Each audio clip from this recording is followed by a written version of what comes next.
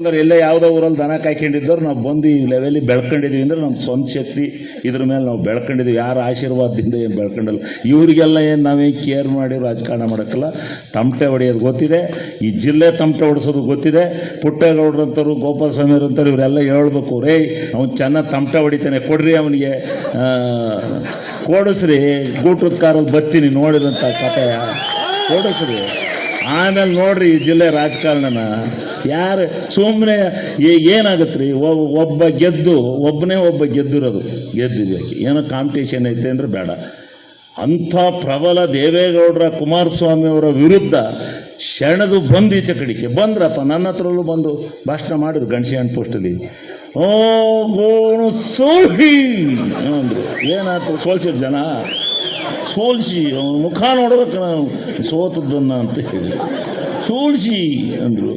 ಆತ wheel chair ತಗೊಂಡು ಊರೂರಿಗೆ ಹೋದರು. ಏನಾಯ್ತು? ಏನಲ್ಲ, ನಮ್ಮ ಕೆಲಸ, ನಮ್ಮ ಹೋರಾಟ, ಜನದ ಭಾವನೆ ನಮ್ಮ ಮೇಲಿತ್ತು, ಗೆದ್ದಿದ್ವಿ. ಅದಲ್ಲ ಪ್ರಶ್ನೆ.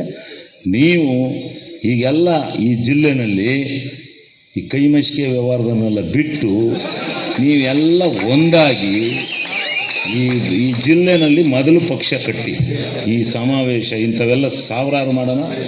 ಏನು ಬೇಕಾದ್ರೂ ಈ ಜಿಲ್ಲೆನಲ್ಲಿ ತರೋಣ. ಯಾವ ಇದನ್ನು ನಮ್ಮ ಸರ್ಕಾರ ಇದೆ, ನಾವ್ಯಾಕ್ರಿ ಹೆದರ್ಬೇಕು? ಸರ್ಕಾರ ಇಟ್ಕೊಂಡು ನಾವ್ಯಾಕ್ರಿ ಹೆದರ್ಬೇಕು?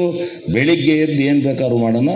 ನೀವು ಈ ಜಿಲ್ಲೆಯ ನಾಯಕತ್ವನ ಮಾಡೋದಕ್ಕೆ ನಮ್ಮ ಶ್ರೇಯಸ್ ಪಟೇಲ್ರವ್ರು ಸೆಂಟ್ರಲಲ್ಲಿ ಹೇಳ್ಬೇಕು, ಹಾಸನ ಜಿಲ್ಲೆ ಹಿಂಗಾಯಿತೆ, ಹಿಂಗೆಲ್ಲ ಗೆಲ್ಸ್ಯಾರ ನಮಗೊಂದು ನಾಯಕತ್ವ ಕೊಡಿ ನಮ್ಮ ಹಾಸನ ಜಿಲ್ಲೆಗೆ ಅಂತ ಕೇಳ್ಬೇಕು ನೀವೆಲ್ಲ.